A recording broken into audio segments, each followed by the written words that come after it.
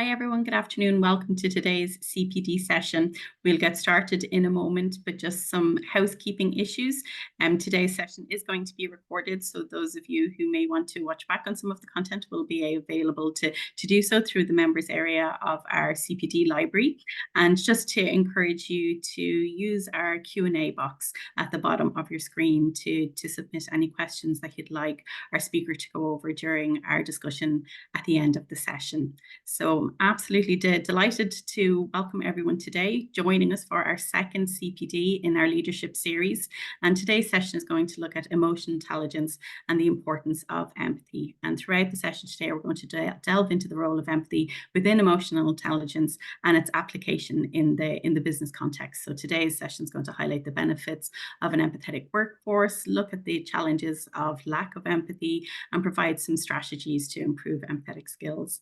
And we are joined by Natasha Hughes for this second session. And Natasha is a seasoned professional celebrated for her contributions to financial services, executive coaching, I should say, and community leadership as well. So Natasha launched her own coaching and consultancy business in 2022, focusing on executive coaching with an emphasis on emotional intelligence and sustainable leadership. And Natasha has facilitated workshops for various groups ranging from youths and educators, retailers, and emerging leaders. And I think Natasha is going to give you a little bit more information about her own backstory and how she got into this space as well. So just again to remind you all to pop your questions into the Q&A box, and we will get through as many as possible at the end of the session during our discussion session. So Natasha, you're very welcome today. Delighted to have you, and I'll hand over to yourself now. Thank you. Great.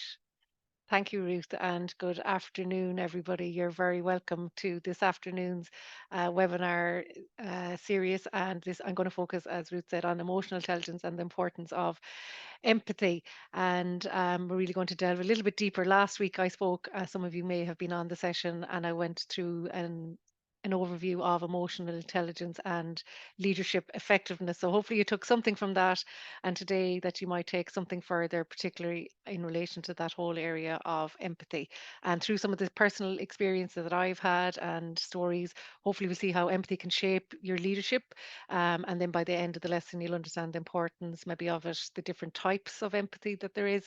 There's different components relating to empathy, the challenges if you don't have empathy, what happens in the organization, and then some of the benefits if you do have an empathetic emotional intelligence, and then some of the strategies maybe that you could take away and to improve your whole competency and your skills in this area. So as Ruth said, I'm Natasha Hughes. I worked for close to 20 years in the financial services sector in Bank of New York Mellon, initially in Dublin, but I'm now based here in Wexford, not so sunny, but a bit grey, southeast. But I'm originally from Mayo, so I'm a passionate about GAA and losing All Ireland filing. So I'm sure you can be empathetic for me on that front. I'm also a mum to three girls aged 12, 10, and 6. So they keep me very, very busy. There's some of my credentials, just in terms of my background. Obviously, I have discovered a love of learning over the past 3 years. So, as I said, I did my degree way back when in Waterford in HR and business, and went then into the workforce, developing, I suppose, my technical skills. And then in 2021, I left Bank of New York Mellon, and I started with a professional diploma there in conduct, risk, and culture, and operationalist. And then I completed my postgrad and in executive coaching, and the bug of learning stayed with me, and I said I'll keep going. And I'm very close in the next month and a half finishing my master's in executive leadership with the wonderful Southeast Technical University, whose this session is in collaboration with, and um, uh, the CERDIS department. So I'm also certified practitioner in emotional capital reporting, which I'll reference a couple of times throughout the session. And you can see some of the accomplishments there over the years. And I kind of know now, on the hindsight looking back, and now I know a little bit more about emotional intelligence. I believe some of those accomplishments were my ability to have, strong relationship skills, be highly empathetic in some cases. And I suppose optimism is probably one of my other signature strengths in terms of emotional intelligence. So that's just a little bit about me. This is week 2 of a 4-part series. Next week, I'll be moving on to the introduction to the thinking environment approach. And then the last week on April 25th, which is around creating a time to think culture for your organizations. And these are quite interesting. There's some of the coaching strategies I use, but the whole area of thinking environment and innovation, etc. There's 10 components to that, and it's quite very interesting. I found when I was studying this, and I feel it can be applied in lots of different environments. So hopefully some of you will register and tune in next week. So I know it's lunchtime, everyone's probably tired and hungry, but just what I ask, as always, and I said last week, if you can just be present as best you can, take a couple of deep breaths, close down the email, silence the phone, and just give as much attention as you can. That's really big part of actually active listening, which is one of the key components of empathy. Ask any questions through the Q&A function that Ruth mentioned, and then finally, if you have a little pen and paper, I will be taking a little pause for reflection, and hopefully if you can take one action, at least from today's session, that could create a new habit or something that will develop your own empathetic skills. So the learning outcomes, and Ruth touched on these. So by the end of today, hopefully you'll understand empathy is a key emotional intelligent competency and skill. You'll recognize the benefits and the challenges of empathy in organizations, and finally learn some coaching strategies to enhance your empathetic skills. So just a little bit more around multiple intelligence. So it's not just emotional intelligence. I didn't go into this last week, but just give you a little bit of background on it. It really is a great time to be learning around emotional intelligence, because it's been around for over 30 years, I suppose. I suppose the back in 1985, emotional quotient was kind of developed that whole idea. And then in 1990, John Mayer and Salva Lee came up with the emotional intelligence term. But the kind of guru of emotional intelligence, it was Daniel Goleman, and he came out with his book in 1995 around emotional intelligence and why it can matter more than IQ. So it's really taken that long for the research to mature, and the academic and the business communities to catch up on the value of the powerful framework of emotional intelligence. And some recent gatherings of the World Economic Forum, emotional intelligence kind of went from nowhere on the agenda to now to being described as some of the most influential business and community leaders, as one of the top 2 skills that both business and individuals will need to survive, and I suppose more importantly thrive in today's world, as we faced what's been, I suppose, titled and described as the 4th industrial revolution. So we know the world is changing at an unprecedented rate. Jobs are disappearing, but we're having to deal with a lot of, deployment of artificial intelligence, robotics, and the workforces and staff really are now having to manage a lot of, particularly in leadership and management, trying to manage multi-generational staff, from different age groups and demographics, multicultural talent, and then business are really having to adapt, and we have to innovate faster than ever before. And that's before we even think, I suppose, about things like well-being and mental health crises and all those things that we have to be familiar with, produced by a lot of this speed and disorientation being caused by some of the technology disruption in this 4th industrial revolution. So emotional intelligence and empathy will help with all of this and hopefully make things a little bit easier. Um, so just in terms of the multiple intelligence, this guy, Howard Gardner, he described 8 different multiple intelligence back in 1983. So everything from linguistic, so somebody who's really good at the spoken and written languages, so those authors, and maybe the musical talent is a form of intelligence. So your Mozarts of the world, and maybe, people who are, big into the music, they have an intelligence which is quite unique to them. The spatial, so that your artists and very creative people, your naturalists, and all the others, and the bodily kinesthetic. So that's where people who have a very high degree of intelligence in that area. But the intrapersonal and the interpersonal, the communication and reading people, is really what Howard Gardner kind of looked at. And it was these 2 areas really that formed to become the emotional intelligence.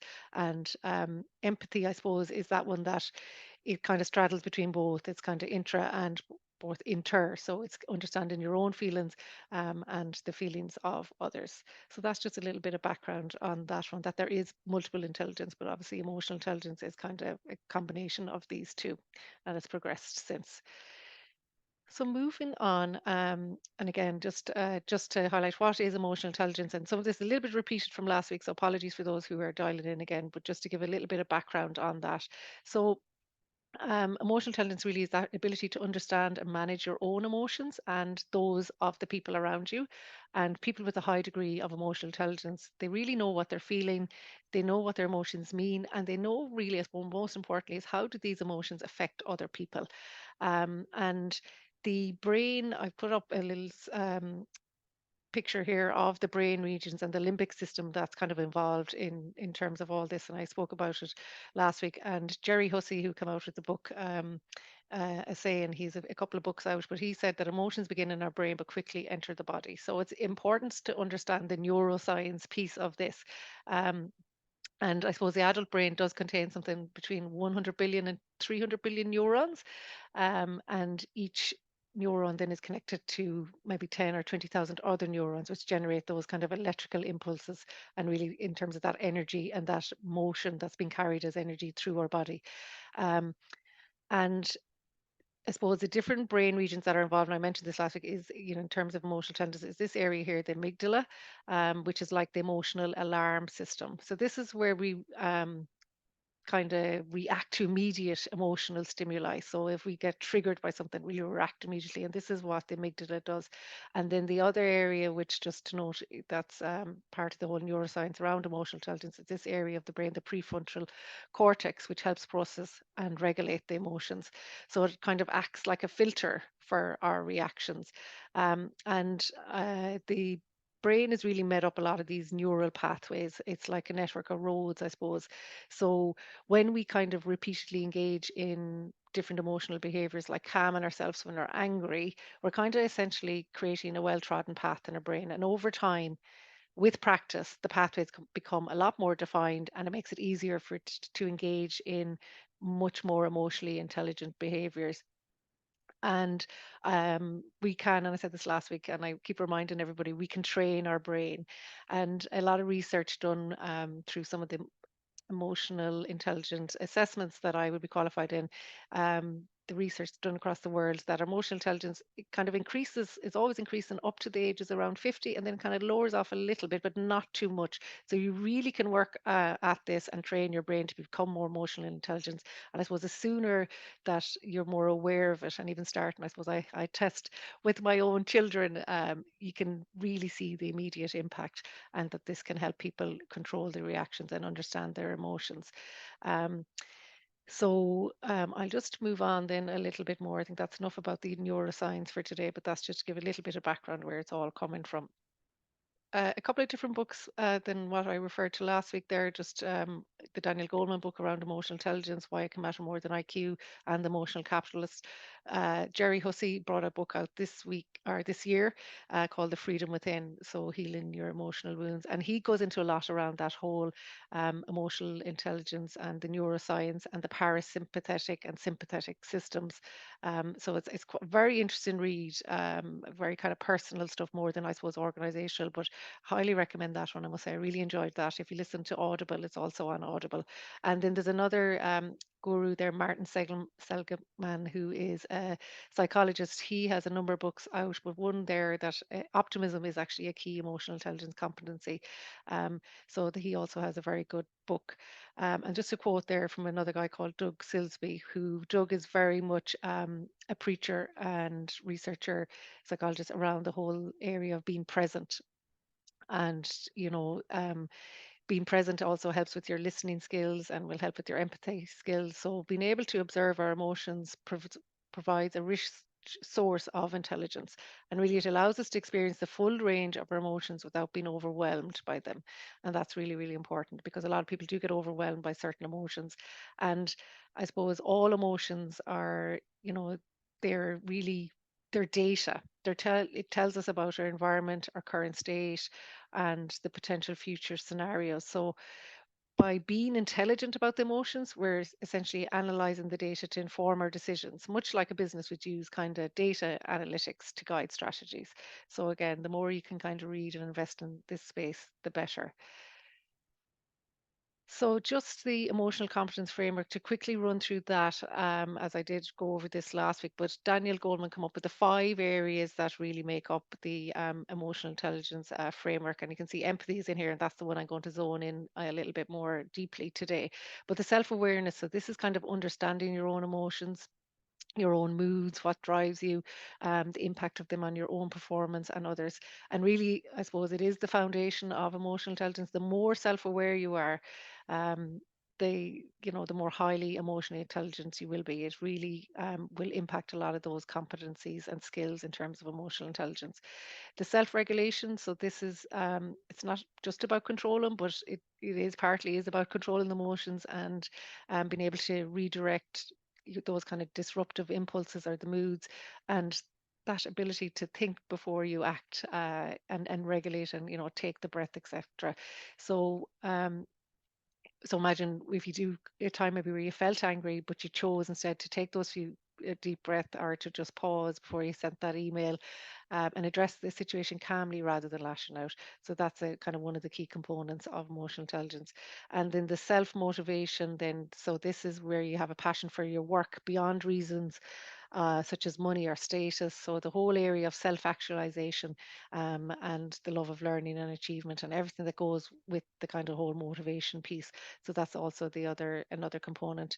I'll skip empathy for the minute because I'll be going into that deeper. And then the final one was social skills. That whole area of relationship skills, social skills, really, really important in today's environment.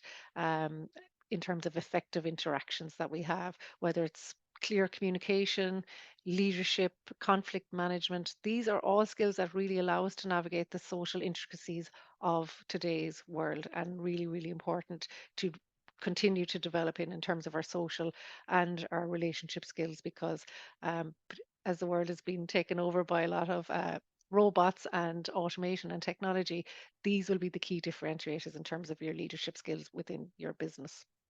So, just to quote there, as more and more artificial intelligence is entering into the world, more and more emotional intelligence skills development is critical for meaningful connections. And connections, as we know, is really, really important. That whole idea of customer to customer, business to customer relationships, once you can form those connections, and I will speak about emotional connections now in a few minutes in terms of empathy.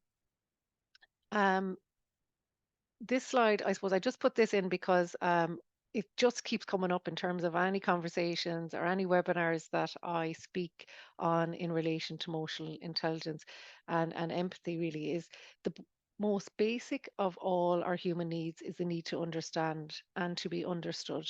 And the best way to understand people is to listen to them.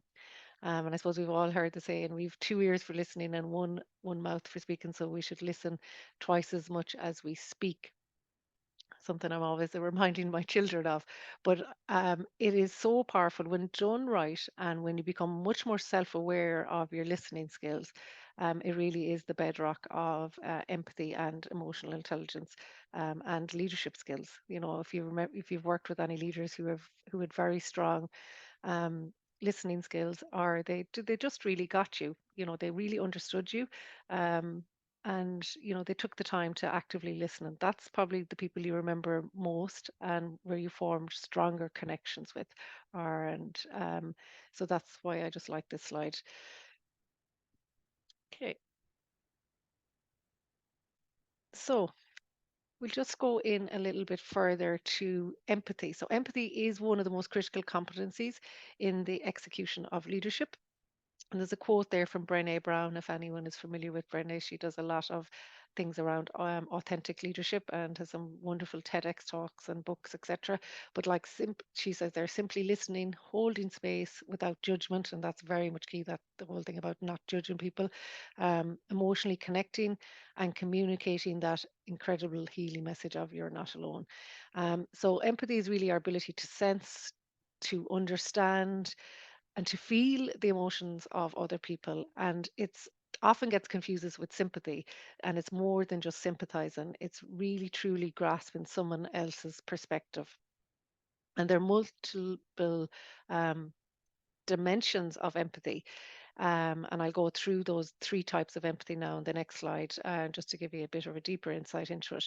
But a lack of empathy really can lead to a lot of misunderstandings and weakened team bonds. So if you don't have empathy within your teams, within your organizations, or maybe in terms of your communication, that can lead to a lot of misunderstanding.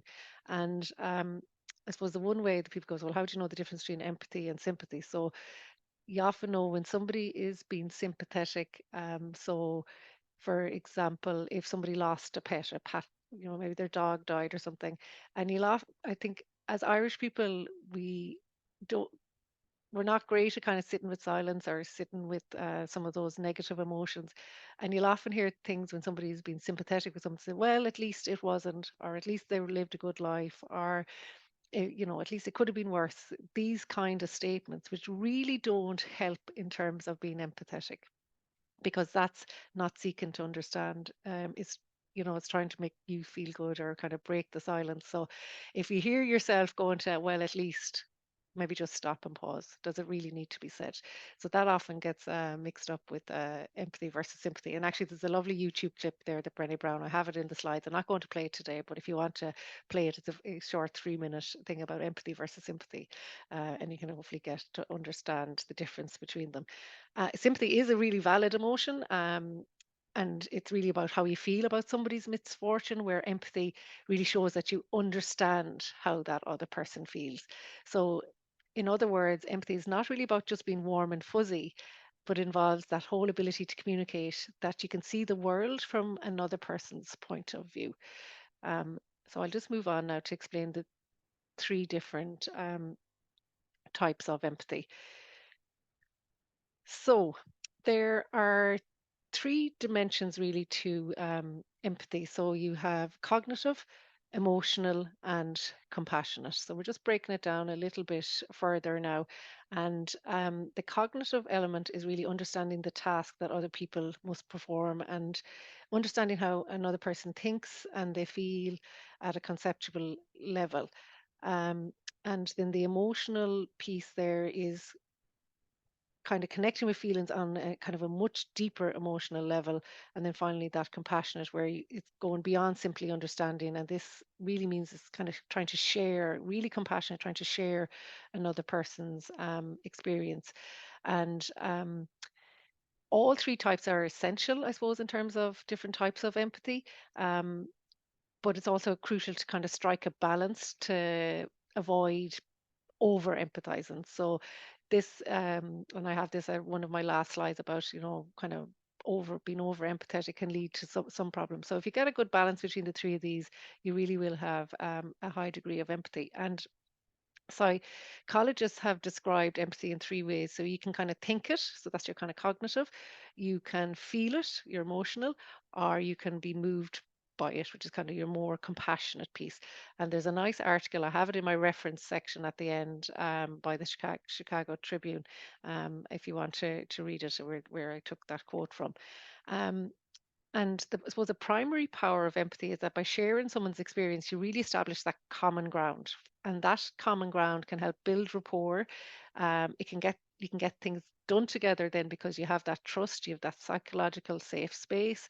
And that can help so much more in terms of relationships, future sales, etc. So that's really the primary part of it. And if you can kind of communicate accurately that you understand what someone else is trying to achieve and what challenges that they face and how they feel about them, the more likely the person will work at you, and you kind of work towards the goals that you need to achieve. And I suppose another way of describing empathy is it's like the emotional glue.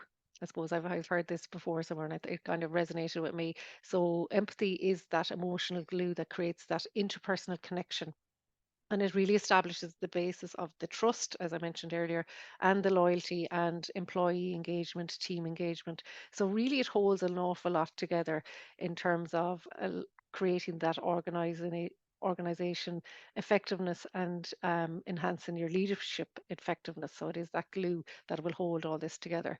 Um, so when employees feel understood, or clients that you're working with might feel understood, it it really does strengthen that whole area of trust. Um, And I suppose empathy also promotes inclusivity. And in today's world, diversity and inclusion are so, so important. And it also will help resolve conflicts. One of the other benefits of having empathy will help resolve conflicts in a much amicable manner. And leaders who are really strong in empathy will support a lot of well-being initiatives. Which will again, that will lead to greater job satisfaction and performance for the overall team. And I suppose an example would be somebody that, in terms of that whole cognitive area, Steve Jobs, when he was creating Apple products, he exemplified a lot of cognitive empathy. He kind of anticipated the user's desires and their needs, even if they couldn't articulate them. He kind of had that vision. So he was really trying, when they were designing the products, he was really trying to understand how a person thinks and feels at a conceptual level when they were designing the Apple products. Um, and then I suppose maybe another example of a person demonstrating emotional empathy would be like a nurse or a doctor comforting a patient. Um, and compassionate empathy, I suppose an example would be somebody who's working kind of in the whole area of aid, relief, etc. Um, so Another example then would be the CEO of Microsoft, Satya Nadella. He attributed a lot of the company's successes over the years to an emphasis on empathy. He really has called it out. So, this is not just me making it up. These top organizations such as Apple and Microsoft are, they are calling it out. And in Microsoft, they said by understanding the customers deeply and kind of cultivating that whole culture of empathy within the company, Microsoft was able to launch products and service that really more resonated more effectively with the users that they were working with. So I suppose what happens if you don't have empathy in your business or in the likes of the SCSI industry? Um, and here's just the top few challenges that might be created if you don't haven't invested, or you're not aware maybe that you are lacking in empathy. So lacking empathy in leadership can lead to a lot of challenges for leaders and for teams and the broader organization. So whether you're a chartered surveyor, you're in the facilitation or property management piece. So the client relationship kind of management can suffer. So if you're kind of focusing a lot on the technical aspects of, say, property management or valuation, that sometimes can lead to a neglect of the client relationship aspect, and clients may feel a little bit undervalued or misunderstood. So that can be one of the downsides if you're kind of not displaying empathy in your skills. Stress, burnout, well-being impacts. So high levels of stress and burnout among professionals can really lead to a lack of empathy, and we often blame the victim when sometimes it's not uh, the case. So when maybe people are overwhelmed, they may have a lot less capacity for understanding and empathizing with clients' concerns and emotions. So it's just something to be very much aware of. So if somebody, within your team is experiencing burnout, their empathy may be very low. And if they're dealing with clients, it's something you should just be aware of, that could kind of damage it in terms of the client relationship. Um, Communication gaps. So we know communication is key in all industry, particularly in the service industry, and a lack of empathy can result from misunderstandings or miscommunications, maybe between different agencies and clients. So it can lead to kind of communication gaps if there's not empathy. If you kind of people are more if you're not seeking to understand what's going on for the other person, then you will have some communication gaps, which won't help the relationships. Cultural and societal differences. So, in today's kind of market that we're operating in, it's very global. Technology has aided that. Um, so, the likes of yourselves as surveyors or property managers, you will work with a diverse clientele. I worked in a multinational. We worked right across the globe, 30, um, it's 50,000 employees, and so you will work across with a lot of different people, and a lack of understanding and empathy towards different cultural or society kind of differences can lead to challenging and in terms of providing that effective service. So if you don't have empathy, that can kind of come out there in terms of your interactions with different cultural and society differences. Education and training. I suppose traditional education and training particularly the industry that you're in, or in kind of the more traditional kind of male roles in the past would have been very much focused on the technical side. And, thanks to the likes of the SCSI and other institutions, and, they've now set up wonderful kind of education departments within internally in these industries. This is helping to pave the way and to have more emphasis on these kind of, they're not, I suppose, shouldn't call them soft skills, but things like empathy and emotional intelligence and other things, that this gap can now be reduced. And really, I suppose, professionals can interact with the clients and understand their needs more on that relationship, rather than a transactional kind of relationship only, that we can look at it on more of a kind of a transformational relationship, because you've focused and invested in your education around this. So moving on then to the emotional competence. I'll be moving on to that in a second, but I just want to take just a quick little pause like I did last week. So maybe just for you to think, if you have demonstrated empathy in a recent situation. So if you can think of something where maybe we were empathetic to a person's situation, and what was the ultimate outcome. So maybe just to think of that in your head or write it down.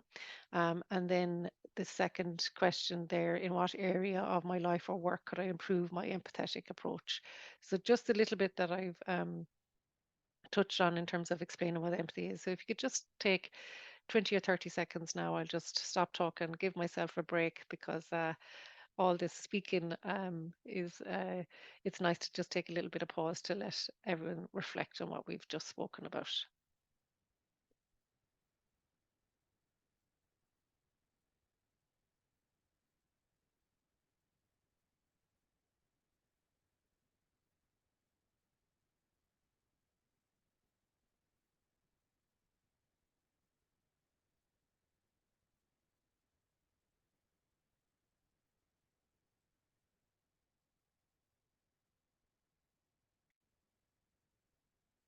Okay. So hopefully you had time to just reflect on that. And it's really important, I suppose, everything in life is to just reflect and pause and write down, because that helps us when you, particularly if you write it down. I said this the last day. If you write something down, you're probably 70% more likely to be accountable for something that you write down as an action. So, empathy. There are three components to empathy. So we went through, there's three types, but there's also within that there's three components. And the first component that I'm going to go into a little bit deeper is around listening. And the second one is around curiosity. And then the final one is emotional connection. Connect back to that whole connection thing. It's a big key piece in terms of emotional intelligence. So, listening is the first step of building empathetic connection with someone. Listening really builds that rapport between the people, and it creates a positive climate for revealing important information. So, the more you listen, actively listen, and I'll go into that, like you can pretend you're listening, but people will see through that very quickly. And you really have to be genuine in it, and be present with them. So that's, turning off the phone, good eye contact, leaning in, etc. So I'll go to that a little bit more in terms of some of the strategies in the next slide. Curiosity then is where people who are high in empathy usually possess a curiosity about others, and not that kind of nosiness piece, but they genuinely are interested. So this kind of allows people to read the emotions of other people actually, and align them to achieve productive outcomes. So you'll often, I don't know if you think of people who might be, highly empathetic. Um, and it's something that stayed with me when I reflect back over the years. People who were curious, but they weren't nosy, but they'll remember your name. They might remember your children's names, or if you had a dog, they'll remember their name, and they've took the time to ask some of those questions. They're curious a little bit about you, but they also have formed that connection and that emotional connection with you through that curiosity. So it is something, if you kind of think back of anyone that you have a strong relationship, were they strong listeners, or are they strong listeners? Have they been curious about things going on in your life? And they've obviously formed that emotional connection. Um, and a good emotional connection then is really achieved by focusing intentionally on understanding another person's feelings and validating them. So people should come away from that conversation convinced that they're the most important person in the world, and their perspective was really heard and understood. And you all heard the saying, you never forget, we often forget about words and, what was written, etc. But you'll never, ever forget how somebody made you feel. And I think if you reflect on some of your relationships within business, um, and you think of some of those people who you have very strong connection with, it's probably because they made you feel good. They try to understand you, they listen to you, and they form that connection.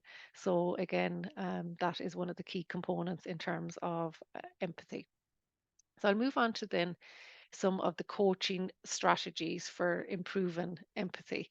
Um, this hopefully will help you then in the future, that you'll kind of catch yourself, or make, give yourself a little bit of time to take these away and implement it into your personal or your professional life. So, active listening is the first one, and attention. So, the first strategy is, as we mentioned, was listening. So, it is a very noisy world. We know that there's a lot going on all the time, and we're sprinting here, we're running there. It just seems to be becoming busier and busier. And we probably all have the feeling that the art of listening well is diminishing. We've lower attention spans because of phones, etc. Um, and listening well is the key to empathy, and it's crucial to the effective communication. So again, it really goes back to building the rapport between people, creating that positive climate for revealing important information, and really listening helps create influence. And I suppose in the world that you're in terms of moving things forward, getting decisions made, getting sales, getting projects completed, um, that influence is really, really important. Um, and just there under the attention piece, listen, where what I've noted down in terms of the slide, listening well involves making a commitment to kind of suspend your agenda for those few moments, however important it is, and instead really focus your attention on the person in front of you and their agenda. So it's really parking your own kind of judgments and meeting the person where they're at. And people who feel kind of understood then will take more responsibility for themselves, and they become much more less defensive then as a result. Um, so in terms of involvement, that's the next piece. So listening begins with being attentive. So that's the first thing there, giving attention and being attentive. And it also involves giving your physical attention to another person. So this is the whole body language piece. This is really, really important. So maintaining really good eye contact, open body posture. You're probably familiar with all these, but I think it's always good to hear it again. To lean in. Even though I know I'm on Zoom and I can't see anyone here on today's webinar, but I suppose I am leaning in. I'm obviously not making eye contact because there's no one to make eye contact with, but you can still have these relationships in term over Zoom and on technologies as you can have in person. Um, Pause slightly when a person stops speaking to see if they want to continue, because we have a lot of people have habits of interrupting, or even finishing someone's sentence, or cutting them off too early. So that ability to pause just for that second or so when somebody finishes speaking before you revert with a response, because 9 out of 10 times somebody wants to say something else. So if you can practice that, that really helps with it. It's also a key component in terms of improving your empathetic skills. Slow speech and be aware of your tone. So this, your tone of your voice can have a huge impact on the person receiving the message. We kind of all know that it mightn't be the words they said, but it was the tone they said in it. Um, so if you need to take the emotional temperature down, if it's a heated discussion, or you're working through a project, things aren't going well, just your tone, if you can kind of keep it calm, that will really um, have an impact on the other person that you're communicating with. And it'll establish a more kind of neutral exchange of views rather than that kind of um, heightened aggression, or if that conflict starts building in. Open-ended questions. So good questions really do facilitate good conversation. So an important aspect of kind of questioning is the difference between open and closed questions. So if you just a closed question is just a yes or no answer, and open is obviously leaving room for expansion. And they provide really an invitation for the the person or your colleague or your client to express and explore their ideas to allow you as a listener to take an active interest in what they have to say. An example of an open question is maybe could you tell me how you're coming along with the brief for the new business team? So that kind of keeps it quite open. It allows them to expand the conversation rather than shut it down. Um, and yeah, so the more open questions you can ask, the better the relationship will be. And again, it helps with your empathy. The pause and paraphrase. So the skill of listening also involves the ability to respond reflectively. And in a reflective kind of response, what you can do is um, really restate the content of what the person has said in a way that demonstrates understanding and acceptance. So it's not paraphrasing back in your words, but it's really using their language if you need to repeat back what they said. So you kind of, before you rush in to respond what they said, it's very helpful to take that pause and to paraphrase what it is you think you have heard. So it really reduces that chance of misunderstanding. So again, we're going back to that whole area of understanding someone, trying to understand rather than being understood. Um, but it also suggests then, and it gives the person the impressions that you've really paid that careful attention, which we spoke about up here, and you've really taken the person seriously. So active listening with kind of that empathetic reflection, it really allows you to identify what the other person's real concerns are and the focus of generating a more kind of productive response. So the other area, the emotional connection that we spoke about as one of the three components. So this really involves treating people as human beings and validating their experience. So people's most fundamental need, as we said already, is to be understood and to really treat people as human beings. And I think in this world where we are very busy with work, with family, with learning or whatever is going on in your life, we are so busy being human doings rather than being human beings. And sometimes it's okay to just remind ourselves of that, in terms of that emotional connection. Um, and there are four levels of communication. So that you have your kind of polite exchange with people, you have that information kind of exchange, you have your kind of cognitive exchange, and then that fourth piece is your emotional exchange. Um, and we know people may not tell us in words what they feel, but they really can tell us through the tone of their voice, their facial expression, or other nonverbal kind of ways. And when you start tuning in, when you become very much self-aware of that, you're beginning to notice what's going on for someone else. That's, really is empathy in flow. So I suppose to move relationships from that transactional piece, which again in business world, what you're doing a lot of the work that you would be doing day to day. So to move that your relationships from that transaction piece that are really purely focused and trying to get a job done and moving to an outcome. And that's really, really important. We know we have to do that in terms of action and moving towards project completion.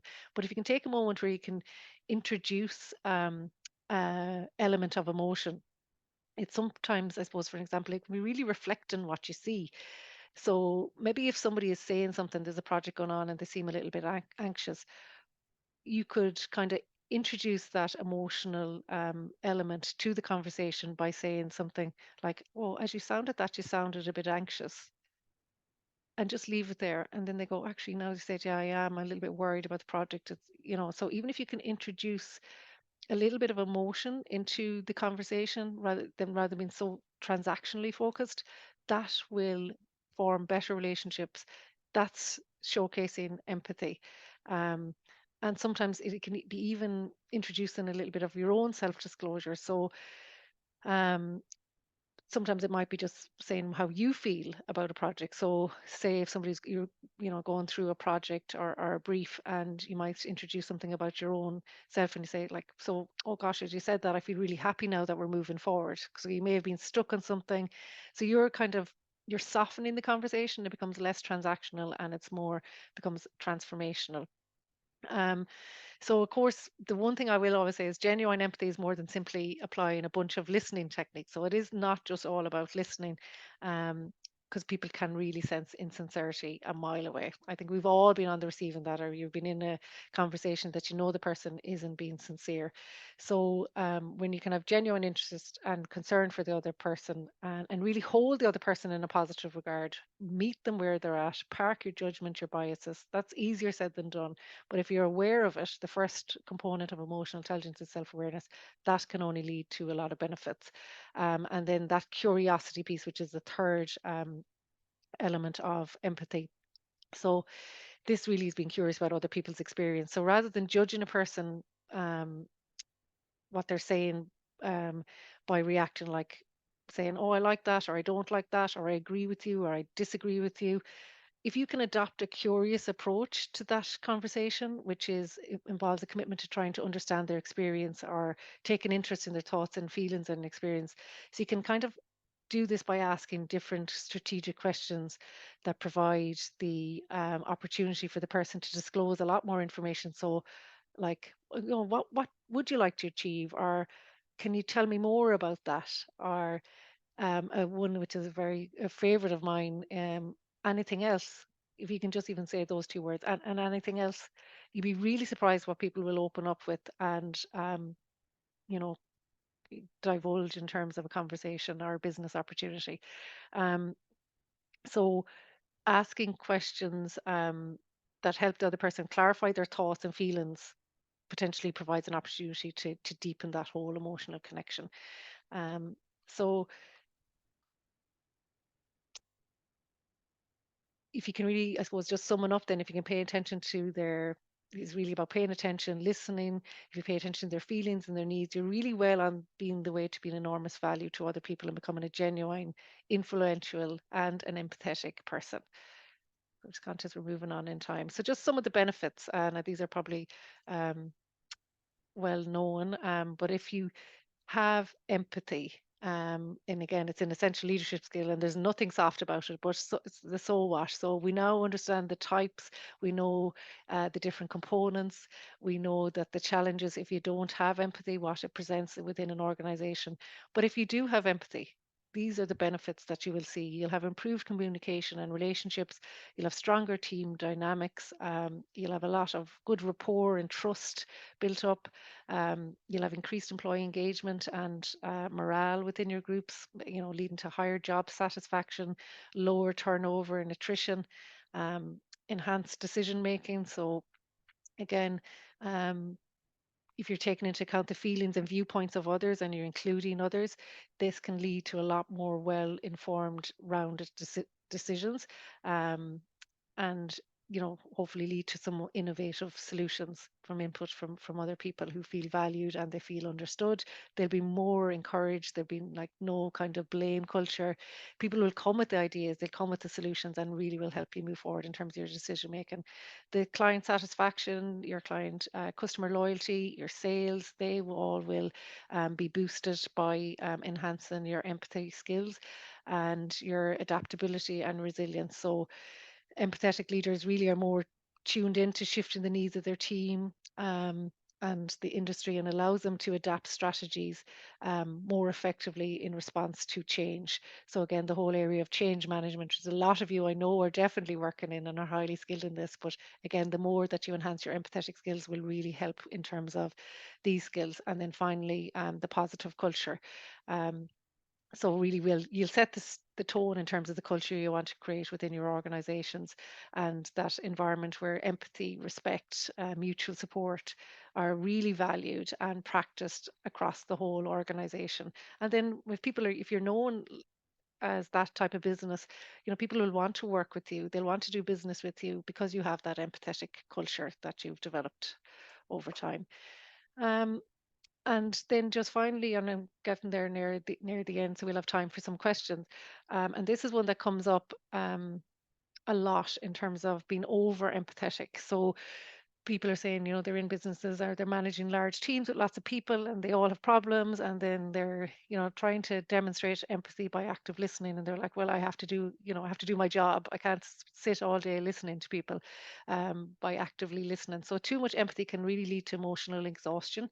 And I think I've definitely experienced this myself in the past, knowing now that probably one of my strengths was empathy, that this would have led to some emotional exhaustion on my part by taking on and listening to other people's problems.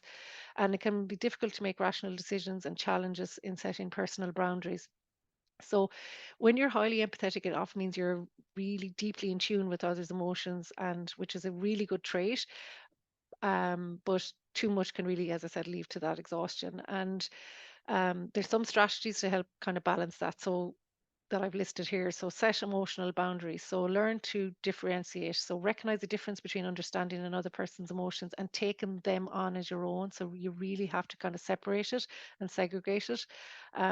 Remind yourself that you can be supportive and understanding without shouldering their emotional burden. It is easier said than done, but I think the self-awareness piece alone of that will help you. If you can prioritize your own self-care, well-being, and it goes without saying, that will help you um, to kind of prepare yourself mentally and maintain boundaries in the situations. And just give yourself time for activities that recharge your own batteries, whether it's reading, exercising, doing some of your hobbies. This will maintain your whole emotional equilibrium. Mindfulness, meditation are other great fantastic practices to help you stay centered and grounded. And um, develop emotional resilience. I've mentioned that there. So that would be in terms of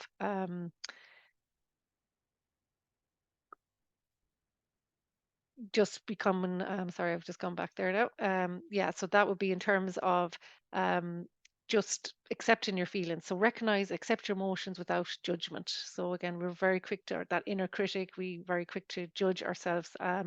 So be careful of that. And acknowledging how you feel is often the first step in overwhelming empathy. So again, if you recognize that your very strong self-awareness, which is your other key component in emotional intelligence, that will help you move forward.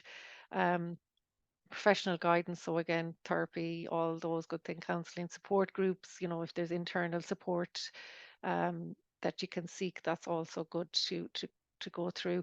And then the other ones there, self-reflection, maybe just to jump to that one in terms of time. And I mentioned it last week, journaling, writing about your experiences, your feelings can help you process them more effectively and really identify those patterns that lead to that over empathy. So just be careful of that.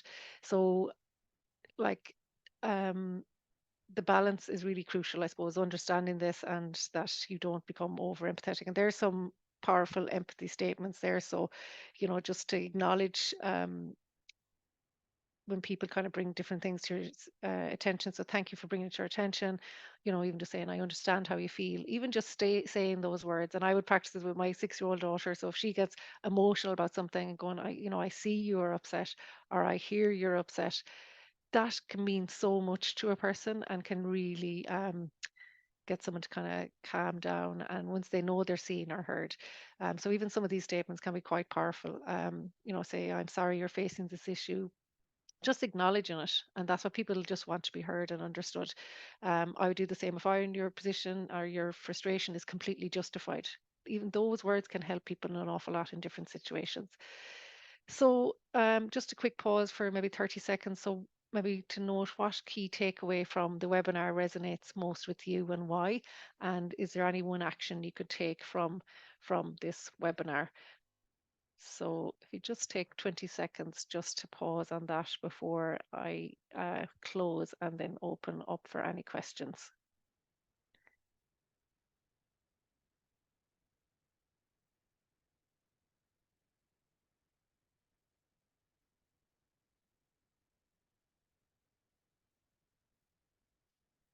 So hopefully you've taken one action, you've written it down, so you'll be 70% more likely to be accountable for it. And I mentioned this the last day. So I'm qualified in terms of emotional capital reporting called ECR with Roche Martin, and it's an assessment to measure and develop your emotional intelligence. And one of those competencies that, in terms that it measures, is empathy. And it gives a lot. There's a lot of scientific thinking and research on it. So if anyone is interested in measuring and seeing where you're at in terms of your emotional skills, please do get in touch there. My website is there on the slides. And basically, I offer self emotional capital reporting or 360. So 360 is where you can get the views of others. So you can compare it to a lot of people. We're very tough on ourselves. We see ourselves in a certain light, and it may not match of how you're kind of presenting outwards or to different groups of people. So the 360 is excellent in terms of getting that viewpoint and then working on strategies. And there's a lot of strategies within the report in terms of how you can enhance, or you can, be aware even of your strengths and your development areas that you can focus on enhancing your empathy and your emotional intelligence going forward. So I've come to the end there now, Ruth, in terms of the slides, and happy to open it up to any questions. I have the references also at the end of this as well for if there's any, some of the books I reference there, or there's a couple of good articles. There's one there around the power of emotions and the climate discussions, which I referenced last week. So again, emotions are renewable energy, if we can kind of see it in that light, and they do help create a healthy global climate. So the more emotionally and self-aware we are, it really can help with the whole areas of sustainability, etc. So really good article there. And the other one about being empathetic, good, but it can hurt your health. That one from the Chicago Tribune. So Ruth, I'll hand it over to you to see if there's any questions that anyone has. Fantastic, and thank you, Natasha. That whole section was really, really interesting. And I know our members online, they span different career stages, but also different sectors within our industry. And there is definitely nuggets that they can take away from both themselves and their areas of the industry, which I think is really helpful. I'm going to endorse Jerry Hussey's book as well. I think it's very, very helpful. Listen to it on Audible as soon as it came out, so would equally recommend that to anybody who's interested in doing a little bit more reading and kind of taking on board other ideas around this.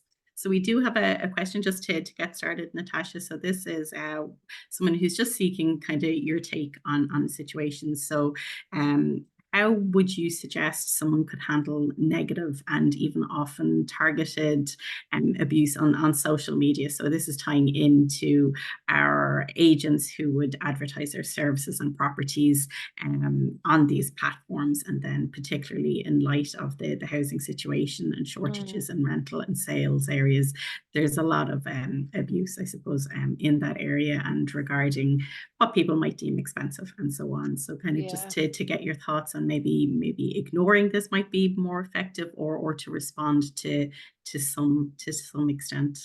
Yeah, I suppose the key I would always say is to make sure you respond rather than react. So I know, in terms of if something pops up, the initial reaction is to kind of go back immediately with a response. So that'd be the first piece of advice, is just to take that pause, take that breath, and to document your response. I would say, maybe write it down first, reflect on it. If you're happy to respond, obviously that is. And then sometimes just even acknowledging it. If somebody, a lot of times I would say seek to understand, maybe maybe they need a conversation with you outside, you could offer that. But even putting yourself in their shoes and acknowledging, going, I hear or I see from your comments you're very upset. So even just saying that alone, that's introducing the emotional connection, and that empathy kind of piece is one of the components. So if you can kind of emotionally connect with and see it from their side, treat them with that whole unconditional positive regard, just to meet them where they're at, and try to see it from their situation. That can help. And just seeing, look at, I see and hear, unfortunately, that is outside of my control, just kind of a generic response like that. And then you're acknowledging them, you're saying you hear them, you understand, and then you can just let it go. You may never see them again. But if you feel you're comfortable with doing that, that's the approach, I think, Ruth, I would take.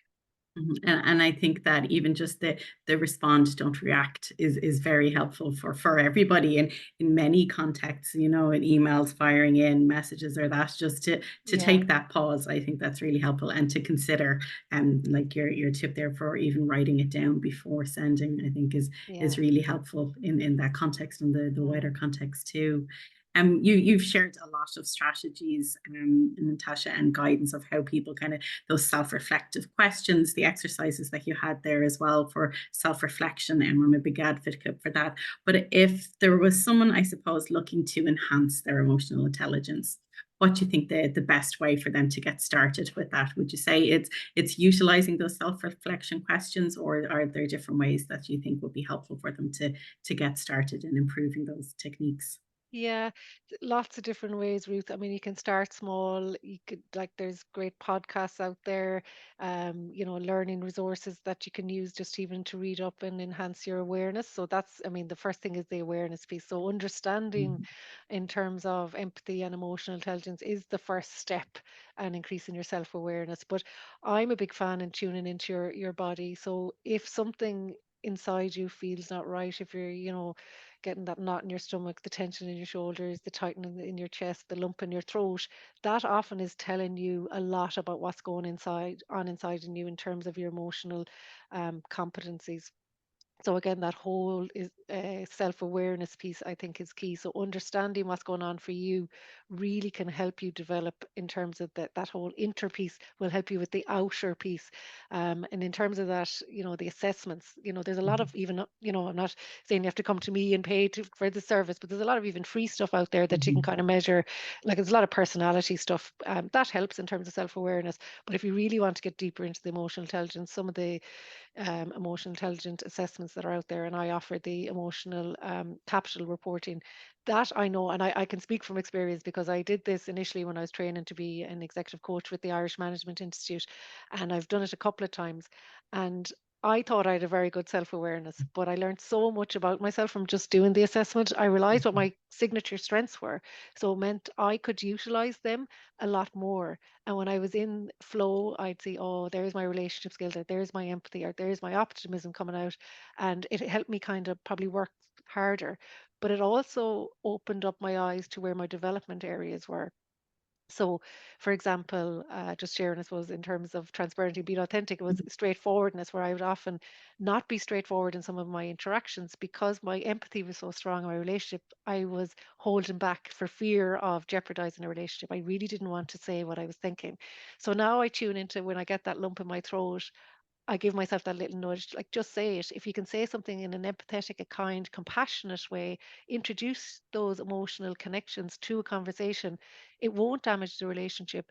It won't damage your kind of your empathy. But what you've done then is you're moving forward in terms of your straightforwardness, which is an emotional intelligence competency. So look, there's lots of ways you can do it, but I think that what people by turning up today, people have invested in that Yes. first step and continue to invest in that education journey and start really tuning in, reflecting, journaling. They're all great tips that I would use in terms of the emotional intelligence strategies. Fantastic, Natasha. Thank you very much again for today, and conscious of time. And just a reminder for everyone who's online, Grace has popped the link in the chat box for anyone who'd like to sign up who hasn't yet signed up for session 3 next week. And Natasha, again, thank you very much You're for today's very insightful session. And thank you, everyone. great. Thanks, Ruth. Thanks. Thanks, everybody. Hope Bye. to see you next week. Thank you. Bye bye.